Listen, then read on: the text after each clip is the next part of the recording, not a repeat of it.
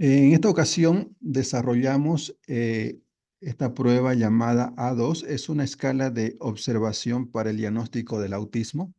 Se complementa de manera, ¿no?, necesaria con otras pruebas para llegar a un diagnóstico, entre ellas el ADR, que es una entrevista también de diagnóstico para estos casos.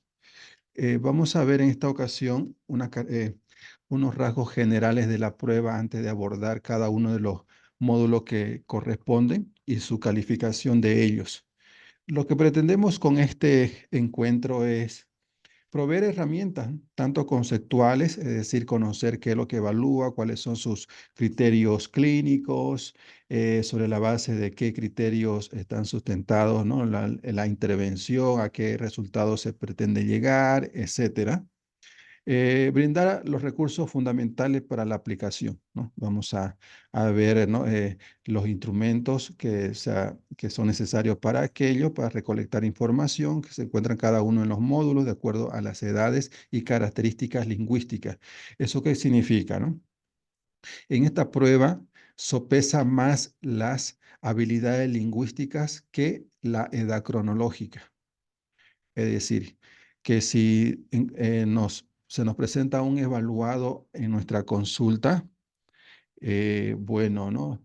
Si tiene, por ejemplo, habilidades verbales para un niño de 2 o 3 años o 2 años y medio, bueno, ¿no? Magnífico, le aplicaríamos el módulo, ¿no? El módulo 2, ¿no? Porque aquí sopesa más las habilidades lingüísticas, como comentábamos, aunque de acuerdo a la edad de un niño de 2 años, que cabe perfectamente para el módulo 1, pero sus habilidades, por las habilidades mencionadas del lenguaje, mejor sería aplicarle el módulo 2, ¿no? Así, en ese aspecto estamos haciendo, ¿no?, referencia cuando hablamos de ver, ¿no?, las habilidades sociocomunicativas propuestas en estos módulos, eh, para aplicar, ¿no?, la prueba. Bien. Eh, bueno, también contribuir, ¿no? Contribuir en el desarrollo, en estimular la observación del evaluador. Tantos elementos que se encuentran en esta prueba, que a veces atrapar todos los elementos para ponerlo en práctica cuando toque, observar y registrar a través de código las conductas, se nos escapa mucha información. Aquí quiero traer a colación la idea siguiente. Podemos nosotros en su momento tener un apoyo para que nos, entre comillas, haga también observación de la conducta, porque se nos puede escapar algunas. Tomemos en cuenta que lo más recomendable es que registre y que nos quedemos con la información del responsable principal, que es el evaluador, quien asume eh, el trabajo de evaluar ¿no?, al pacientito, a la pacientita. Él, sus apuntes, su criterio sopesa más. ¿No? Podemos nosotros ayudarnos en complementar, ampliar, pero no así reemplazar la observación algunos le llamarán ayudante, otros le llamarán coterapeuta, otros le ayudarán colaborador, etcétera, ¿no? Bien, me estoy refiriendo a otro colega que nos colabore en el trabajo de observación, en ese sentido. Instruir sobre los criterios de codificación de los comportamientos observados con el fin de arribar a conclusiones diagnósticas. Vamos a ver en cada uno de los módulos, al final nos vamos a encontrar con los ítems que nosotros hemos observado en el lapso de la aplicación. Lo primero, lo que se hace antes de llegar a codificar el comportamiento, nosotros es aplicar todas las actividades.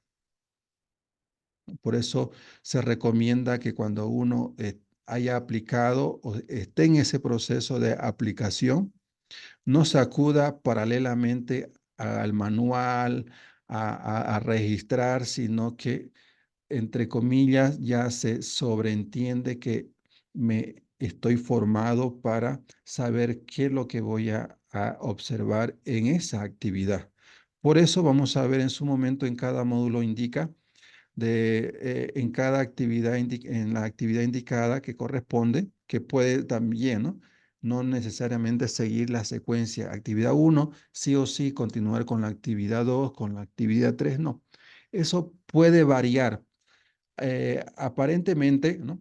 Siendo una prueba estandarizada, em, que nos exige un procedimiento, que lo hay, por supuesto, podemos nosotros em, adelantar actividades. Por ejemplo, si tengo que aplicar la primera actividad en el módulo uno, que es el juego libre, contará el niño con varios juguetes a predisposición, tanto en la mesa como en el suelo.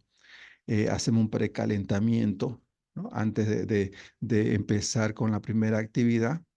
En ese proceso de la primera actividad, puedo yo aplicar actividades posteriores, por ejemplo, la sonrisa social, ¿no? La interacción visual, etcétera. Puedo yo aplicarla aquí. Es decir, que algunas actividades eh, puedo hacerla en algún momento de la aplicación de todas, en algún momento. Hay flexibilidad. Hay flexibilidad. Por eso es muy importante conocer la prueba en su globalidad. Y en la práctica, por supuesto, nos hace más finos, ¿cierto? Nos hace más finos. Y se requiere práctica para que en el momento de la aplicación no estemos con nuestro manual a su costado y estar, ¿no? Pensando, mirando de que ahora qué toca decir y qué toca hacer, ¿no? Sino que eso ya se da por comprendido y se recomienda no proceder de ese modo. Bien, sigamos. Bueno, la metodología que se pretende, ¿no? En estas explicaciones es explicar cada una de las actividades que yo lo que hemos hecho es un poquito relacionar en términos de explicación, porque esto puede, por estrategia, en otras palabras. Vamos a explicar en su momento las actividades, al final qué es lo que se debe observar en esa actividad y a su momento se ha puesto los códigos que nos pueden ayudar a registrar. Esto por estrategia, ¿no? Para que se nos quede la imagen, los códigos que me pueden ayudar o tengo que tomar en cuenta para registrar en esta actividad a partir de ciertos criterios de observación, ¿no? Un poquito como para ordenarnos. Pero en la práctica real, lo que se sigue es, primero, todas las actividades se aplican, luego se codifica. Ese es lo recomendable. ¿Ok? Pero por estrategias del curso, para que también se tome en cuenta cuáles son los elementos, se han agrupado de ese modo, que en su momento también lo vamos a comentar lo que acabo de decir, ¿no? Revisión de casos clínicos, que eso lo vamos a ver también en su momento.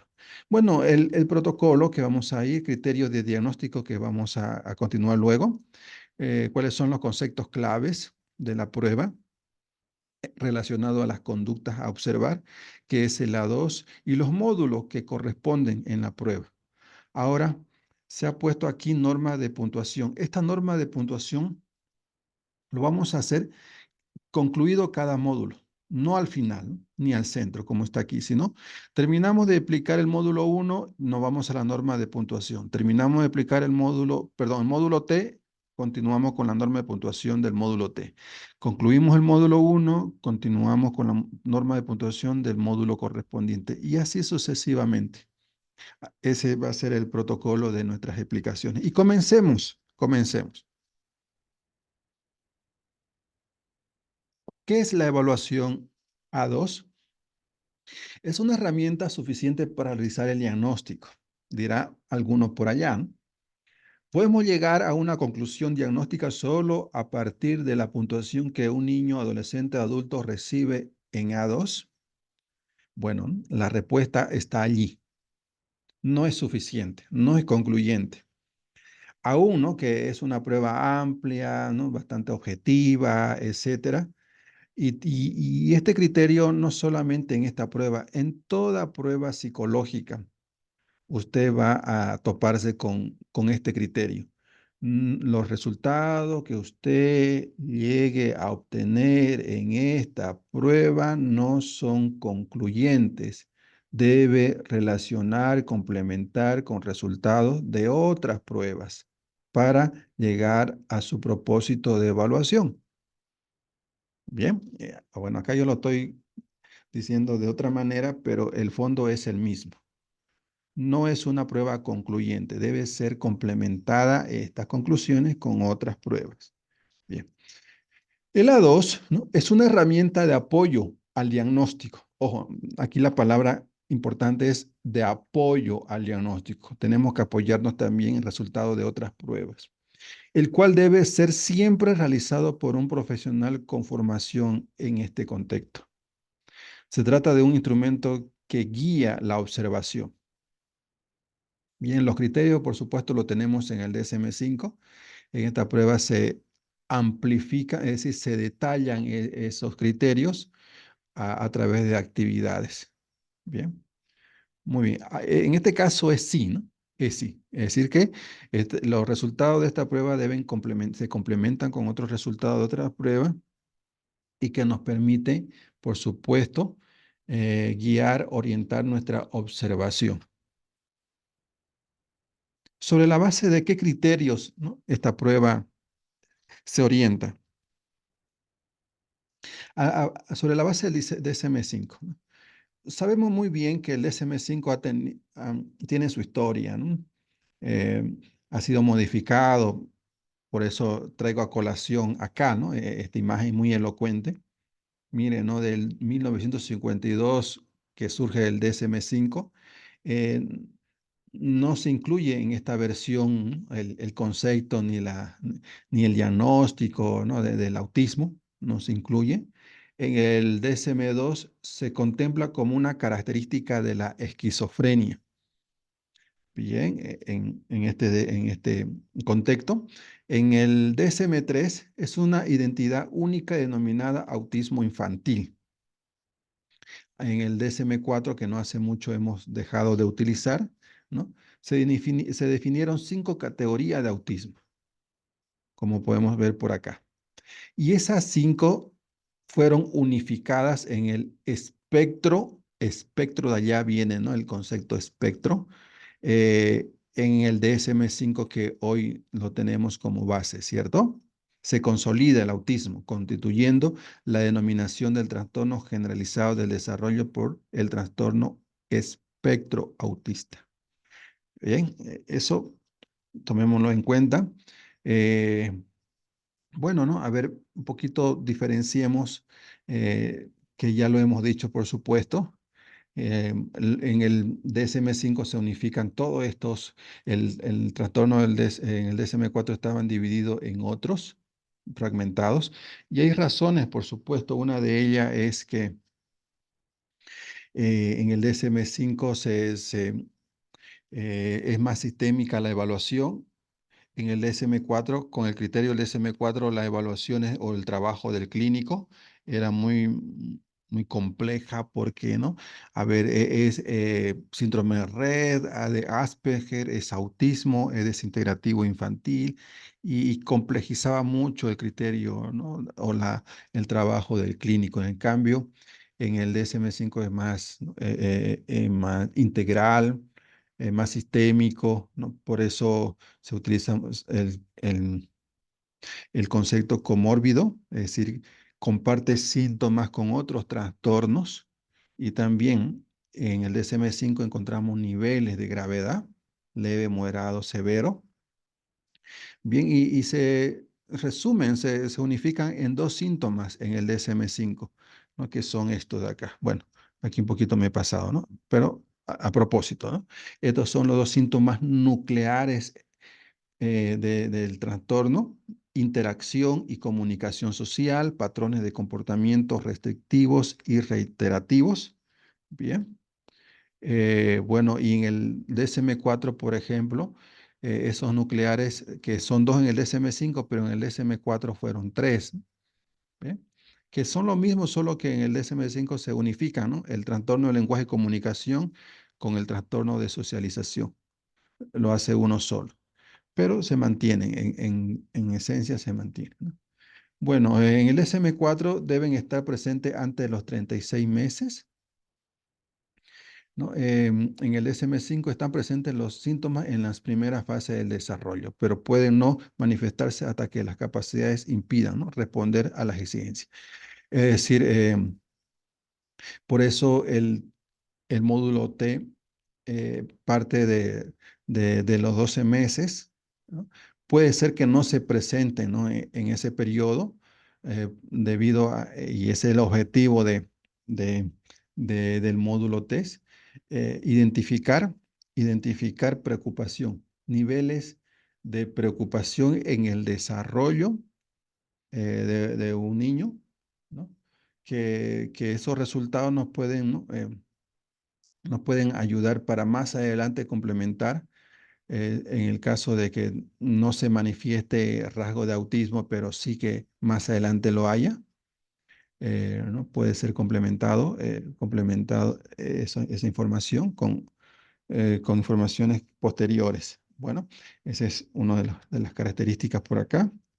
Bueno, y acá encontramos, como comentábamos, los síntomas nucleares del trastorno. Bien, hacia grandes rasgos, para que después nos concentremos en las características de la prueba. Por ejemplo, el criterio A, deficiencia persistente en la comunicación social y en la interacción social en diversos contextos, ¿no? En la reciprocidad con las personas, también la comunicación no verbal, ¿no? Deficiencia en el desarrollo, mantenimiento y comprensión de las relaciones sociales. A veces, ¿no?, uno con unos chicos con estas características puede repetir varias veces que sonría, que salude y no tener ese tipo de respuesta, ¿no? O la respuesta esperable. Bueno, por acá encontramos otras características. Todo esto del DSM-5, por cierto, ¿no? Deficiencia en la reciprocidad socioemocional, ¿no? Acercamiento social anormal y fracaso de la conversación. Una estrategia acá interesante y es recomendable, en esta prueba se utiliza bastante, bastante, es que tengamos como referencia que un niño en estas edades, de acuerdo al que nosotros estemos evaluando, si es de 2 años, de 12 meses, de 3, de 4, un adolescente, una persona adulta, cómo, en términos generales, cómo se comportan una persona de esa edad. La manera como se comporte, ¿no?, nos permitirá a nosotros hacer la comparación y a su vez ayudarnos a discriminar, ¿no?, a identificar estos síntomas. De esa manera se nos va a hacer muy fácil. Vamos a verlo en los códigos de cada uno de los módulos. Allí nos los explica cómo nos describe el comportamiento regular ante ciertos eventos, ante ciertas tareas, pero también nos indica cuando hay ausencia de esas conductas. Y es un ejercicio, ¿no?, muy, muy interesante, muy valioso, por supuesto, muy valioso para nuestra intervención. Eso nos va a ayudar a discriminar de manera más rápida y a identificar los códigos que sean adecuados para la conducta que yo estoy observando. Me va a ayudar bastante, ¿no? Nos ayuda en ello. Bueno, por acá esto, deficiencias de las conductas comunicativas no verbales utilizadas en la interacción social. Bueno, acá hay algunas, ¿no? Falta total de expresión facial y de comunicación no verbal, por ejemplo, comunicación verbal y no verbal poco integrada.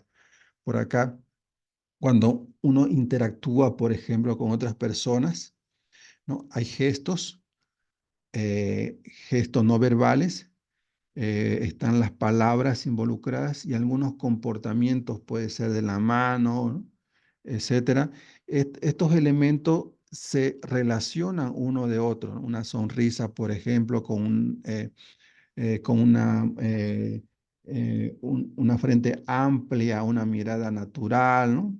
Todo ello, pero en casos de estos no suele suceder, por eso es importante tomar en cuenta. Diferencia entre el desarrollo, mantenimiento y comprensión de las relaciones sociales también. ¿no? Quiero concentrarme en algunos conceptos claves. En estos, por ejemplo, son importantes, ¿no? Que lo vamos a ver con frecuencia en los códigos de la prueba. Por ejemplo, estereotipias, alienación de juguetes, cambio de lugar de objetos, ecolalia, frases idiosincráticas. Para ello, acá tengo unos, unos videos, perdón, permítame. Vamos a ver. Si se escucha, sería magnífico. Y en el caso que no se llegue a escuchar, a ver, aquí, aquí está. Ah, bueno, creo que, a ver, aquí. Un poquito para ver sobre el comportamiento estereotipado, por ejemplo. Mire.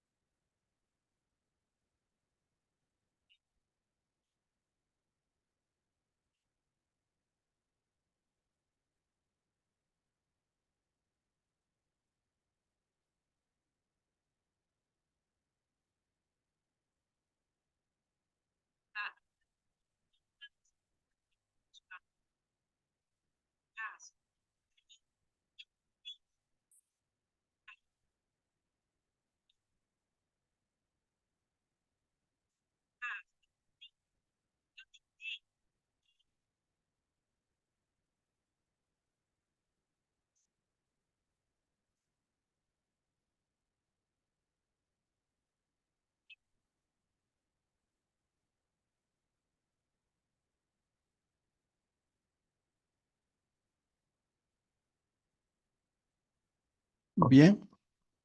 A ver, veamos en base a lo que hemos observado, vamos a revisar un poquito, ¿no? Lo que son conductas estereotipadas.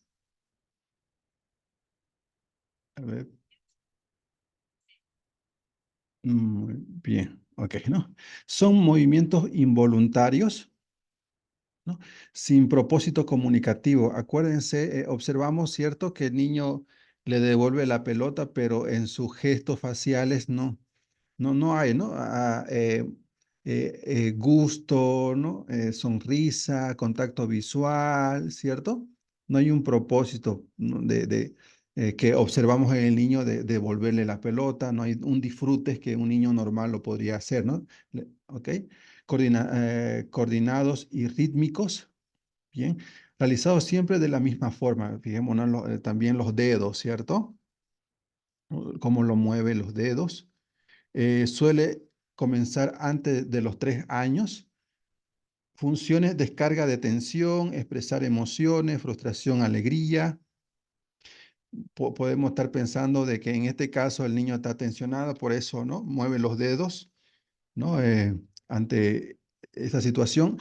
Hay que discriminar acá los movimientos eh, repetitivos primarios y secundarios. Cuando hablamos de primarios, quiere decir que en términos evolutivos suele haber niños con conducta estereotipada que son naturales en su desarrollo.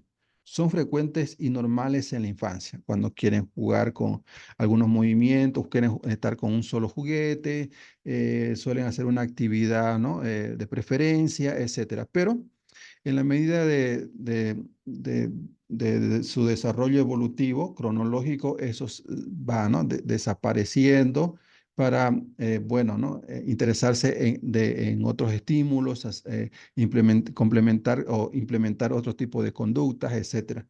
Son benignas. ¿Qué quiere decir? ¿No? Que no alteran, sus respuestas no son amenazantes, no es grave para su salud o el bienestar. Son actividades, acciones pasajeras, se caracterizan por cesar con una distracción, ¿no? Es decir, cuando se le presenta otro estímulo, termina la actividad anterior o su comportamiento anterior para mostrar otro por la presencia de un estímulo nuevo. Por ejemplo, succionar el pulgar, morderse las uñas, balancearse, enroscarse el pelo con el dedo, que son algunas. Estas estereotipias primarias son regulares y van ¿no? desapareciendo en la medida de su desarrollo evolutivo. Pero la que nosotros observamos acá en este contexto son las estereotipias secundarias, ¿no? Son, eh, son parte del trastorno del neurodesarrollo, eh, eh, de un trastorno sensorial o de una discapacidad cognitiva. Suele aparecer cuando hay una sobreexigencia, como hemos visto en el video. La, la evaluadora estaba, ¿no? Exigiéndole, ¿no? a participar, a que cambie de juguete y el niño responde, ¿cierto? Ante esa sobreexigencia. Falta de estímulos también, ¿no? Otro es exceso de estímulos o dolor. Bien, puede darse a base. Algunos ejemplos, ¿no? más comunes es el aleteo de brazos, saltitos, correr o caminar en círculos, muecas faciales, flexo, extensión del cuello, retorcimiento de dedos. Son algunos ejemplos sobre estereotipos. ¿A qué llamamos ecolalia? ¿No? Se refiere a la repetición de palabras, frases o preguntas, como hemos visto comportamientos repetitivos, en este caso también es repetitivo, pero en palabras, en frases o preguntas. Bien. Sin propósito comunicativo. Pueden ser directas o diferidas. Bueno, ¿y qué son las frases idiosincráticas? ¿No? Como le comentaba, son contextos particulares que lo vamos a repasar también en cada uno de los módulos. Se refieren bueno, a un discurso extravagante, ¿no? De lenguaje correcto, por supuesto, pero ¿no? inadecuado, ¿no? Por ejemplo, hablar en castellano antiguo, nombrar a las personas según la edad, utilizar términos de dibujos animados, bueno, así, ¿no? Son frases raras, poco comunes, que no lo haría o no lo pronunciaría un niño de su edad. Bien. Bueno, por acá también encontramos patrones de comportamientos restrictivos y repetitivos. Bien, esto lo vamos a ver en cada uno de los módulos, ¿no? Apego o preocupación por objetos inusuales, ¿no? Suele haber también uno de los juguetes que se utiliza por acá, es una madera cilíndrica. A veces sucede que se lo agarran y bueno, no lo quieren soltar, ¿no? Como en el ejemplo que hemos visto, tenía en su mano un camión, ¿no? No lo quería soltar, ¿no? Pero en este caso, que le comentaba, a veces se aferran a un objeto, ¿no? Así, ¿no? Sin características de juguete, ¿no? Y se aferran a ello. Intereses perseverantes, ¿no? Ante un objeto, ante un juguete, ante eh, una zona en particular del salón, etcétera. Bueno, esto también son parte de los síntomas. En el caso de una discapacidad intelectual, veamos que cuando hablamos de discapacidad intelectual, cuenta con algunas características, entre ellas, ¿no? Por ejemplo, dificultades para razonar, resolver problemas y para comprender las ideas complejas, y con un CI debajo de 70 para estar pensando en una discapacidad intelectual. Pero ahora, si es comórbido con el TEA, ¿no? Eh, es importante tomar en cuenta que que una discapacidad intelectual tuviese que ser mayor, ¿no? Mayor, es decir, eh, que sea profunda para que podamos también, si es que hubiese síntomas de TEA, pueda haber, ¿no? Comorbilidad con discapacidad intelectual. Bien, eso por un lado. De igual manera con la comunicación social o trastorno de la comunicación social. Es decir, puede haber comorbilidad, por supuesto, pero lo particular para discriminar si es trastorno de comunicación social o TEA es que en el TEA encontramos comportamientos restringidos, ¿no? Bueno, en un trastorno de comunicación social no encontramos, ¿no? Comportamientos restringidos ni repetitivos, como lo encontramos en el TEA. Esas son algunas particularidades para ver, ¿no? Si es trastorno de comunicación social solo o está ¿no? Complementado con TEA. Eso es dependiendo de los casos. Y bueno, el DSM-5 tiene nivel de gravedad, ¿no? En el caso del nivel 1, necesita ayuda, grado 2 necesita ayuda notable, grado 3 necesita ayuda muy notable, ¿no? Esos son los grados de ayuda. Por el otro lado, el CIE 10 también, al CIE 11, que son la fuente de base de esta prueba. Desaparecen los subtipos, ¿no?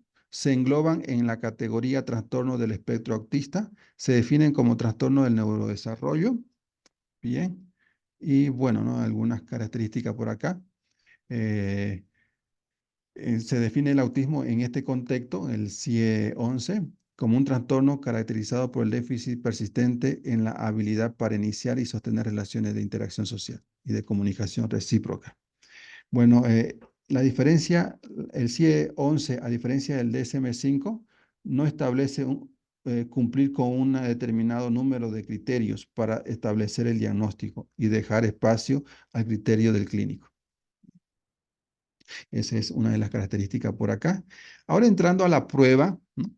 A la prueba, veamos, es una prueba recomendable a nivel mundial para el diagnóstico de TEA. Bien, permite evaluar a niños desde los 12 meses en adelante, sin límite de edad. Se puede aplicar en personas con cualquier nivel de lenguaje expresivo, ¿no? Tanto con ausencia como persona que solamente pronuncia frases. La frase se comprende como tres palabras, con tres palabras.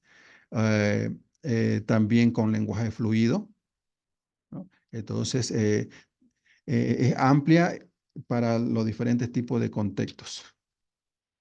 Consiste en la aplicación de una serie de actividades que permiten observar la aparición o ausencia de comportamientos importantes para el diagnóstico. Dichas actividades conforman una secuencia sociocomunicativa única para cada módulo. ¿Bien?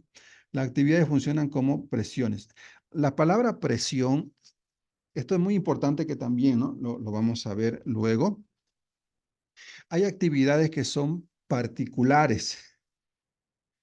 Eh, es decir, en esa actividad tenemos que nosotros obtener, obtener la conducta esperable o la conducta que vamos a registrar, que ese ítem está pidiéndonos registrar.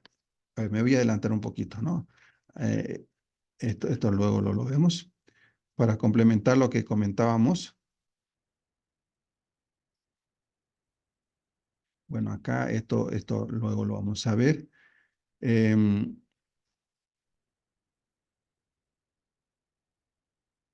Aquí, ¿no? Bien. Vamos a encontrarnos con ítems específicos e ítem de resumen. ¿Qué quiere decir ítem específicos? Que, que es conveniente recoger, recoger conductas en ese ítem, que no lo vamos a recoger en otro. Por eso es específico. En este caso, el juego de broma. ¿Mm? Establece contacto visual en los dos ensayos. Se ha aplicado. Presión, presión, por cierto, significa una cantidad de ensayos para lograr lo que se pretende conseguir. Ok, por ejemplo, en cada uno de los ítems vamos a encontrar la explicación. ¿Qué significa juego de broma, no? La puntuación en este ítem recoge la respuesta del niño a la actividad juego de broma. Se debe considerar la respuesta del niño en ambos ensayos, poniendo especial atención en el contacto visual que establece el niño con el examinador. Bien, por tanto, este ítem es para recoger esa conducta solo en este ítem. Sin embargo, si nos vamos al ítem resumen, eh, vamos a aplicarle varios ítems que entre ellos vamos a terminar eligiendo la conducta mejor lograda de ese conjunto de ítems. ¿Ok? Que si no lo logro el dar en esa actividad, lo puedo volver a intentar en otra actividad, ¿no? O en todas esas actividades que nos va a permitir llegar a un resumen. En algunas de ellas se expresó o se observó el comportamiento esperable, ¿no? En ese sentido, vamos a encontrarnos luego con estos tipos de ítems. A eso nos estamos refiriendo cuando estábamos comentando el aspecto que mencionábamos aquí. Bien, bien. Acá, ¿no? Eh, Aquí, ¿no? Bien. Por tanto, consiste en la aplicación de una serie de actividades que permiten observar la aparición de ausencia o ausencia de comportamientos. Dicha actividad conforman una secuencia sociocomunicativa. Las actividades funcionan como presiones, ¿no? La palabra presión, nuevamente lo subrayamos, se refieren a actividades que si no logramos, por ejemplo, en la sonrisa social, ¿no? Primero interviene, por cierto, acá también subrayo lo siguiente, eh, en el módulo T hay mayor intervención del familiar, quien aparte que nos colabora, hay ítem que ellos participan, son necesarios porque participarán en algunos ítems donde se indica que ellos hagan su parte también. En la actividad de sonrisa social, primero interviene el examinador, el evaluador, ¿no? Le hace, el finge en hacerle cosquilla sin tocarlo al niño.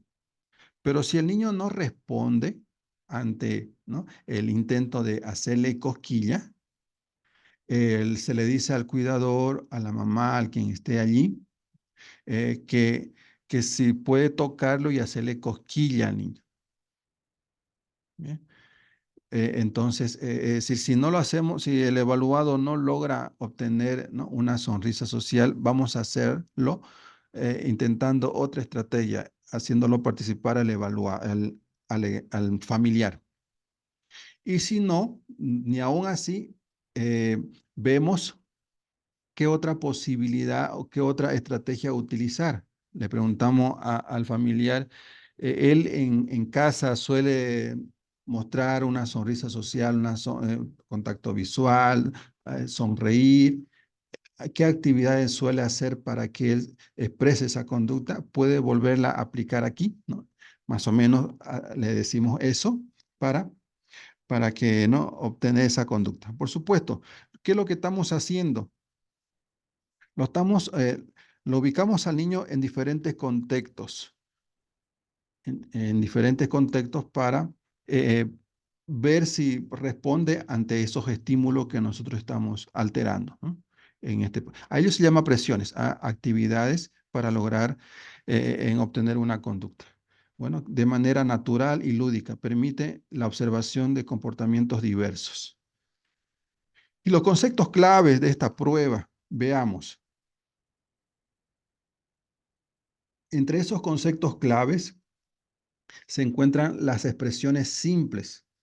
Por cierto, estos conceptos clave nos ayudan de sobremanera para que nos facilite en la codificación.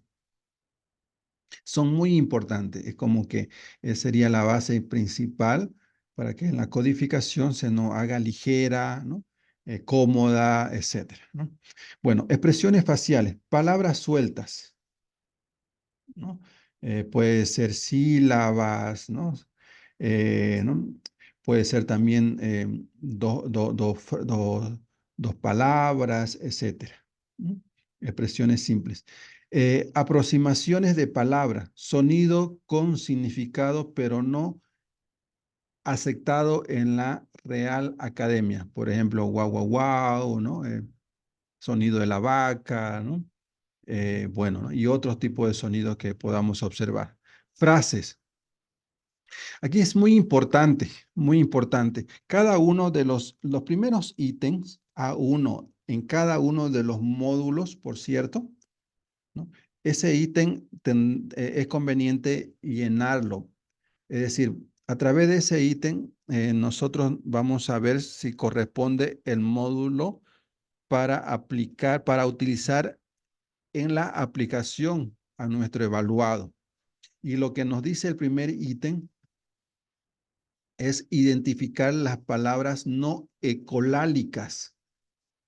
Es decir, si su característica lingüística es en frases. Y una frase comprende tres palabras, como podemos ver acá. El banco alto, el perro ladra, etcétera. Ahora, puede darse el caso que, que los familiares digan, mire, mi hijo, mi niña, habla en frase, ¿no? Dice tres palabras.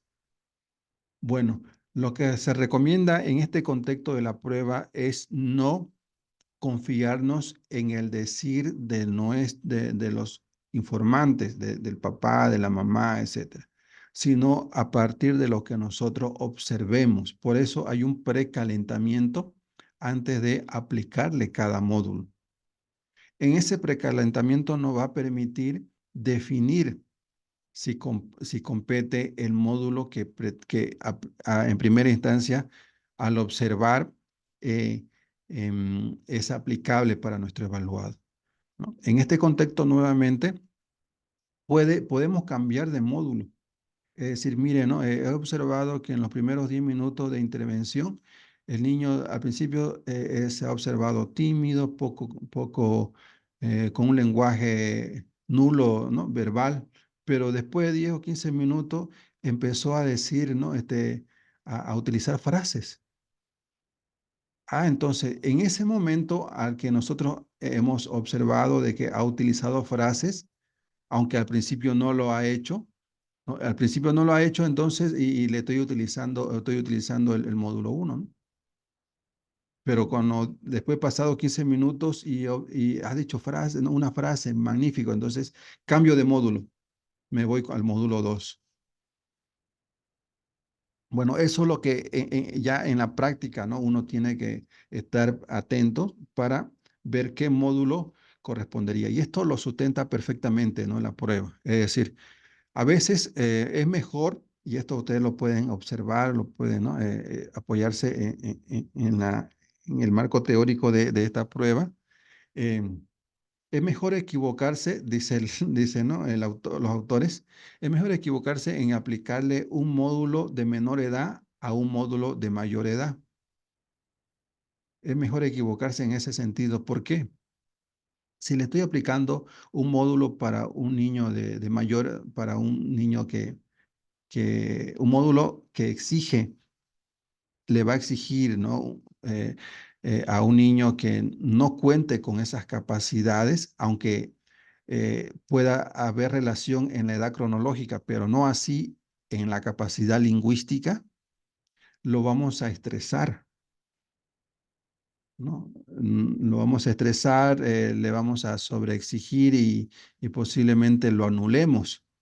Y la idea no es esa, ¿no? Es mejor eh, utilizar un módulo menor a sus capacidades. De esa manera, eso ya está comprobado por la experiencia, por las investigaciones, que los niños cuando se les exigen o la exigencia no es, ¿no? No es superior a sus capacidades, los niños responden de manera relajada, cómoda, rinden mejor, etcétera. Es mejor equivocarnos nuevamente lo recalco, en aplicar un módulo de menos edad a un módulo de mayor edad. Bien, eso tomémoslo en cuenta. Ahora, no quedarnos con el decir de los padres de que mi hijo, mi niña, licenciado, habla en frase, utiliza 3 palabras. Él me dice, mamá, te quiero. Mamá, tengo hambre. Mamá, buenos días. ¿No? Sí. Eh, Mejor hagámoslo de nuestra observación directa, o también podemos apoyarnos en una prueba que recomienda el A2, que es el ABAS, ¿no? En particular, el ABAS en relación al área de social o comunicación social, ¿sí? Entonces, ok, podemos valernos de los resultados de esa prueba para ver si le aplicamos el módulo que corresponde, el adecuado a partir de sus capacidades. Bueno, son recomendaciones que la prueba tiene, ¿no? Tomemos en cuenta eso. Lenguaje fluido, mayor nivel de lenguaje expresivo. Es decir, puede, ¿no? Comunicar una idea, hablar, utilizar oraciones compuestas, ¿no? Bueno, por allá va el fluido, sigamos. Em, Manierismo de dedos y manos, es decir, movimientos, ¿no? Lo que hemos visto en el video, manierismo que involucra dedos y manos, se incluyen estereotipias primarias, ¿no? Acordémonos que las estereotipias primarias hacen alusión a comportamientos que después se van diluyendo, eh, se desvanecen, se desaparecen porque es momentáneo, cambiando de estímulo, cambia el comportamiento, ¿cierto? Estamos haciendo relación acá a estereotipias secundarias, a comportamientos repetitivos.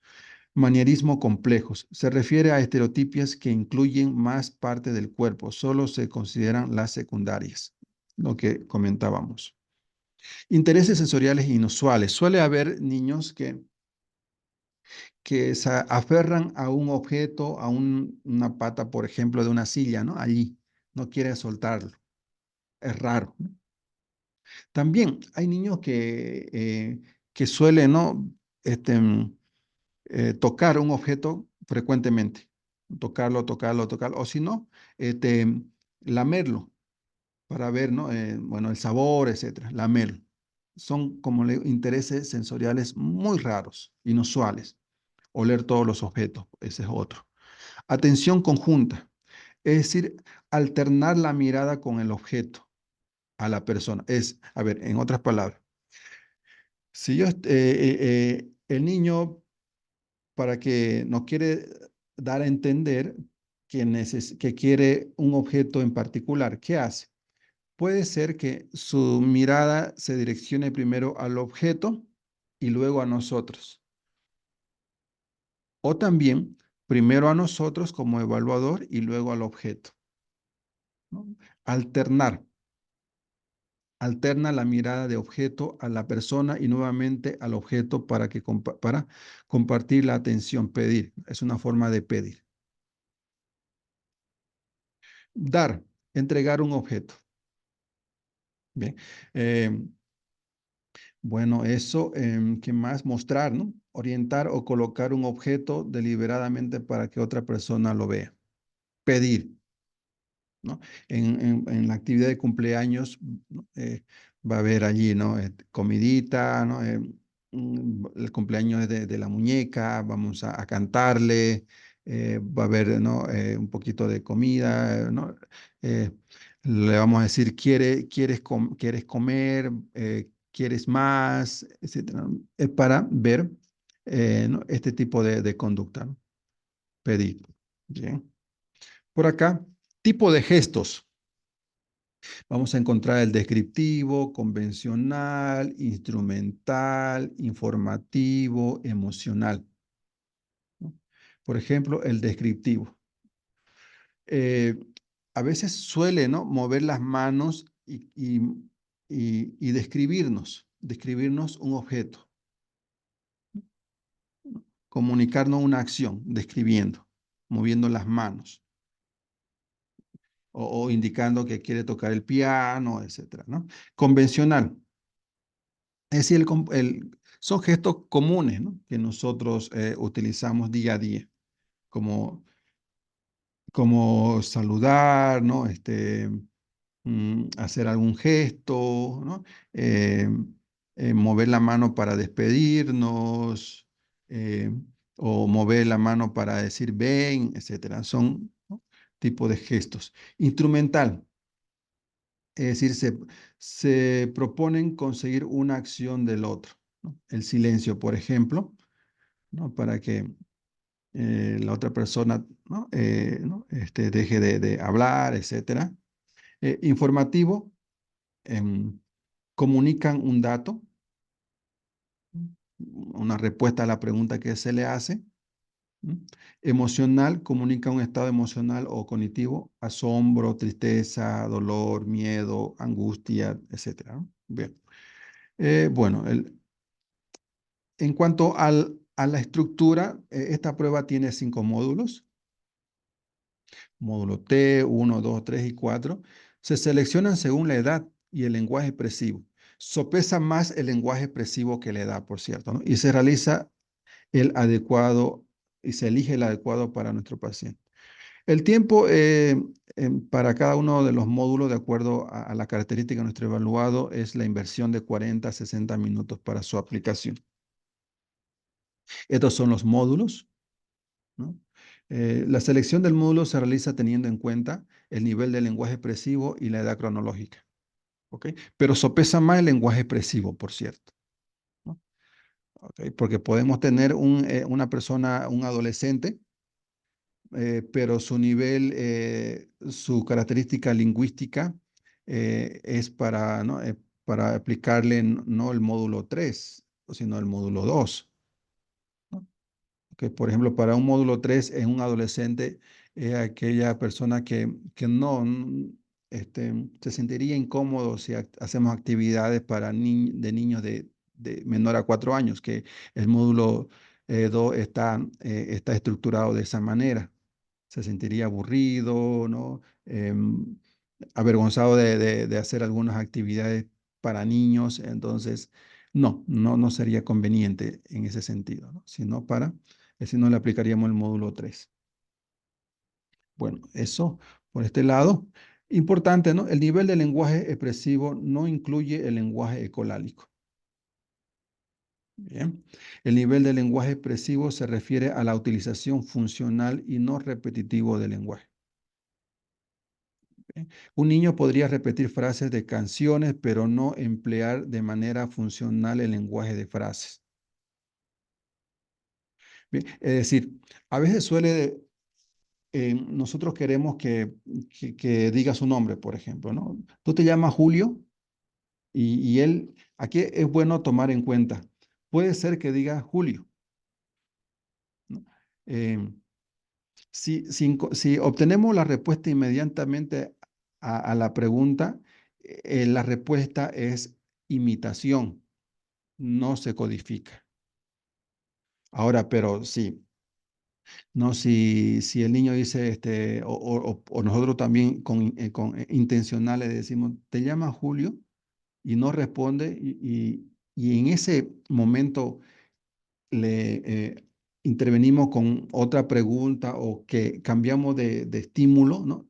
Por ejemplo, mire, qué bonita está la sala o qué bonito está el cuadro, ¿cierto? ¿Y será que ahora puedes decirme tu nombre? Se ha hecho un corte, ¿no? Si nos responde después de ese comentario, de ese preámbulo que nosotros a propósito lo hemos hecho, si responde, sí, me llamo Julio. Allí es codificable, ¿no? Entonces, me llamo Julio, ¿no? Entonces, perfecto, se codifica, porque es natural. Lo que se busca es codificar respuestas naturales, no imitación. Imitación, bien. Eso por este lado. Mire, ¿no? Los niveles de lenguaje expresivo de acuerdo a cada módulo, para el módulo 3, por ejemplo, en cuanto al rango de edad de 12 a 30 meses, ausencia del habla hasta expresiones simples.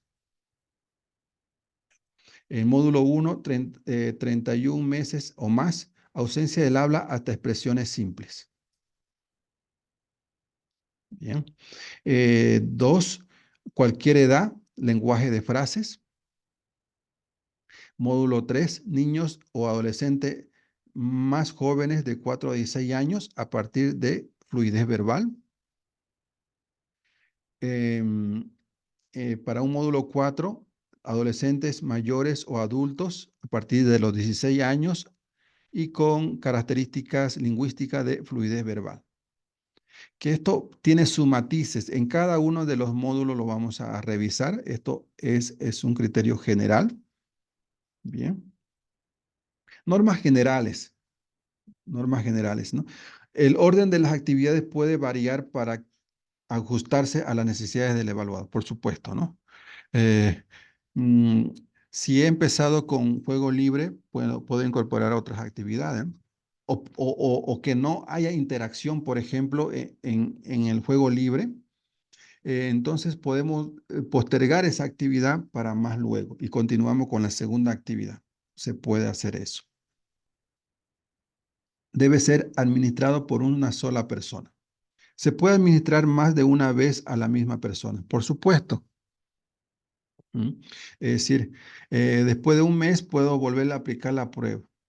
De acuerdo a la teoría, a las investigaciones, em, al aplicar la misma prueba después de un tiempo, después de un mes, 2 meses, etcétera, no varían los resultados. Bien, ese es un dato muy interesante. Secciones del módulo. Miren, vamos a encontrar en la sección de listado de actividades. Cada módulo tiene su cantidad X de actividades. En el módulo 1, por ejemplo, son 10 módulos, ¿no? O 10 actividades. En el módulo 2 encontramos acá 14 actividades. Y así va variando. Y además se van repitiendo algunas. Datos de identificación, ¿no? El sexo, la fecha de evaluación, fecha de nacimiento, edad cronológica, examinador, información adicional, observación. Bien, son los criterios de observación que nosotros vamos a tomar en cuenta, ¿no? En cada una de las actividades. Y fijémonos también que encontramos una zona para hacer nuestras anotaciones. Aspecto a observar en el juego libre, ¿no? Por ejemplo, en el juego libre, eh, es necesario que la sala sea amplia para que el niño se desplace sin problemas. También vamos a colocar un conjunto de juguetes en la mesa y otro conjunto de juguetes en el suelo para que el niño pueda acudir a cualquiera de los juguetes que se encuentren allí. Vamos a iniciar la actividad conversando con el familiar que nos va a colaborar y que también va a participar, ¿no? En algunos ítems. Eh, lo ideal es que tanto el familiar como el niño puedan desenvolverse como si estuviese en su contexto natural. Ese es el propósito de un precalentamiento, que lo hay, por supuesto. Entonces, imaginémonos, el niño está al lado de los juguetes y ¿qué es lo que tendríamos que observar? Acá están los criterios, ¿no? Uno de ellos es, el niño intenta involucrar al familiar o cuidador de manera espontánea. Si es así, ¿cómo lo hace? Esto implica algún tipo de referencia conjunta, ojo, ¿no? Mire, referencia conjunta, eso lo hemos visto en puntuaciones clave, en palabras clave. ¿Qué significa eh, referencia conjunta? Si el niño para pedir un juguete o nos está diciendo, no, quiero que interactúe conmigo, primero mira el juguete, después al familiar y después al juguete, o si no, primero al familiar, después al juguete y después al familiar, es así como es una interacción conjunta de la mirada, ¿no? Con el objeto, con el familiar y después con el objeto. Hubo aquello. ¿Cómo se comunica si es que lo hace? ¿El niño dirige sus emociones hacia lo demás? ¿Cómo lo expresa? Explora los materiales, tanto simbólico como funcionalmente. Acá también es importante estos conceptos, ¿no? Simbólicamente quiere decir, por ejemplo, entre los juguetes vamos a encontrar una madera, ¿no? Una madera cilíndrica, eh, mantita.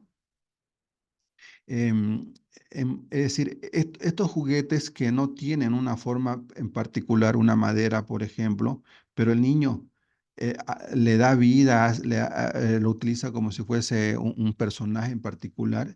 Si fuese eso, hubo se ha observado un comportamiento simbólico, ¿no? Le ha dado vida a la madera, lo ha convertido en un avión, lo ha convertido en un auto, en un superhéroe, lo que fuese. O funcional, ¿no? Hay muchos juguetes que tienen em, característica funcional. Por ejemplo, un camión, ¿no? Cómo, cómo funciona un camión, es decir, cómo suena un camión, para qué sirve, ¿no? Y así sucesivamente, ¿no? Eso lo vamos a ver en su momento. Bueno, son los criterios de observación en cada una de las actividades, ¿no? Y la codificación. Veamos acá, miren los ítems, ¿no? Uno, nivel general de lenguaje oral no ecolálico, ¿no? Es decir, que no repetitivo, sino natural, ¿no? ¿Qué nivel tiene? Eso es lo que vamos a ver en su momento también. Subsecciones en la codificación, ¿no? Es decir, si nos vamos a cada uno de los módulos, vamos a ver secciones. Sección A, que evalúa lenguaje y comunicación. Sección B, interacción social recíproca. Sección C, juegos. Sección D, comportamiento estereotipado e intereses restringidos. Sección E, otros comportamientos. Que esto varía, ¿no? Varía de acuerdo al módulo. Sobre todo el 3 y el 4 varía porque son para personas más adultas. Opciones de codificación. Cada ítem contiene una descripción y opciones de codificación. Las opciones describen comportamientos esperables ¿no? Para cada puntuación. Bien, en la casilla correspondiente a cada ítem se codifica según. Y estos códigos por acá están, ¿no? Lo vamos a ver en un momento, ¿no? Hoja de algoritmo, donde se encuentran las puntuaciones, que es al final de cada uno de los módulos. Allí vamos a encontrar los ítems principales que van a ser codificados. Clasificación diagnóstica, bien, es decir, es mm, de acuerdo a las puntuaciones obtenidas, ¿es autismo o es espectro autista? Allá vamos. Por ejemplo, el ejemplo de un ítem, ¿no? Miren, fijémonos, ecolalia inmediata. En cada ítem siempre nos va a describir en qué consiste el ítem, por qué el título y los tipos de códigos, miren, 0, 1, 2 y 3. Esto es tan sencillo que es cuestión de darnos cuenta lo siguiente, mire. Si la ecolalia inmediata hace alusión a repeticiones inmediatas que hace el evaluado en la última emisión o serie de emisiones realizadas por el examinador o por otra persona, hubo repeticiones, hubo repeticiones por acá. Si no hubo, entonces el código 0 es el adecuado, ¿no? No repite el habla de otra persona. Bien. Ahora, pero si nos vamos al extremo, el habla consiste principalmente en ecolalia inmediata. ¿Mm? Bien. Bueno, y esto lo vamos a analizar cuando, ¿no? A veces, en la mayoría de los códigos, el cero y el último son diferentes, ¿no? Bien, pero son algunas características. Importante, no hay una correspondencia uno a uno entre los ítems de codificación y la actividad de cada uno de los módulos. Es, eh, es, son actividades necesarias para recoger ciertas conductas, ¿no? Hay ítems que se corresponden con la respuesta a una actividad concreta y ¿no? Lo que comentábamos, los ítems específicos y los ítems de resumen. Ya esto lo habíamos comentado. Estos son los códigos. Por lo general, en la mayoría solo vamos a encontrar estos códigos, 0, 1, 2 y 3, ¿no? Bueno, el 0 o el código 0 es la ausencia del comportamiento, el código 3, comportamiento marcadamente anormal, el código 1. El código 1 y el código 2 siempre tienen sutilezas, ¿no? Por ejemplo, a veces el código 1 dice, hace alusión a que eh, em, para decir su nombre, tuvo que repetirse, pedirle 3 veces. ¿M? 3 veces para que después haya dicho su nombre. En el código 2 a veces es, después de la primera petición, dijo su nombre. A veces hace alusión a la diferencia en término cualitativo o cuantitativo. Eso lo vamos a ver en su momento. Por acá ejemplo ¿no? de los códigos, que eso lo habíamos visto. Código que no están presentes en todos los ítems. Solamente el código 4 lo vamos a ver en el ítem A1. Bien. Tanto en el módulo T y el módulo 1, que lo vamos a ver allá. Códigos que no están presentes en todos los ítems, en algunos. Por ejemplo, el código 7. En este caso, muy quieto, muy poca actividad, de acuerdo al tipo de ítem, el código 7, ¿no? Comportamiento anormal de una forma diferente a lo que se especifica en ese. Luego, también, código que no está presente en todos los ítems, que es el 8. ¿Bien? Y también el 9. Sobre la presentación del cuidador, ¿no? Esto, en resumen, es que el cuidador está presente en el módulo 3, 1 y 2. Toma mayor protagonismo en el módulo T. Baja su protagonismo en el módulo 1 y en el módulo 2 es mínimo su protagonismo. En algunas actividades participa. ¿Ok? Va disminuyendo su participación.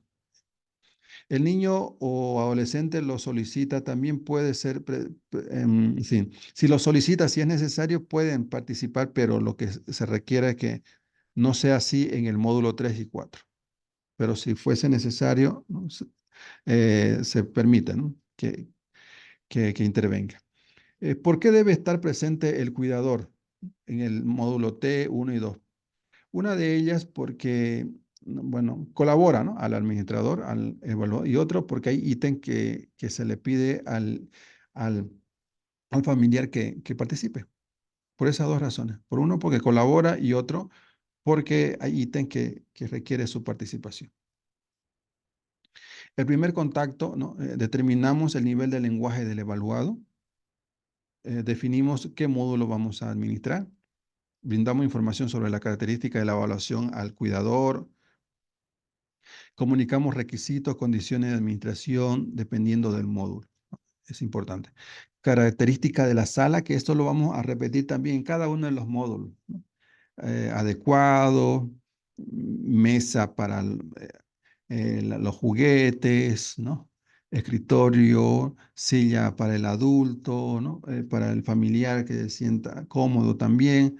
No debe haber otro objeto o juguete. A veces sucede de que los niños llegan a la evaluación con su juguete. Es conveniente que no participe ese juguete porque nosotros ya contamos con los nuestros y tienen un propósito. ¿Ok? Eso tomemos en cuenta. Bueno, el material, fijémonos, es ampuloso. eh, la mayoría son juguetes. Nosotros contamos para este curso con el manual digitalizado, los módulos, em, ¿no? Los cuentos, ¿no? Los libros, que eso en digital, ¿no? Es más fácil adquirirlo, pero lo otro, por motivos ¿no? del costo, etcétera, no lo ofrecemos en este curso. Bien, esos son todos los materiales, colega, y muchísimas gracias. Eso es lo que queríamos hacer en este apartado.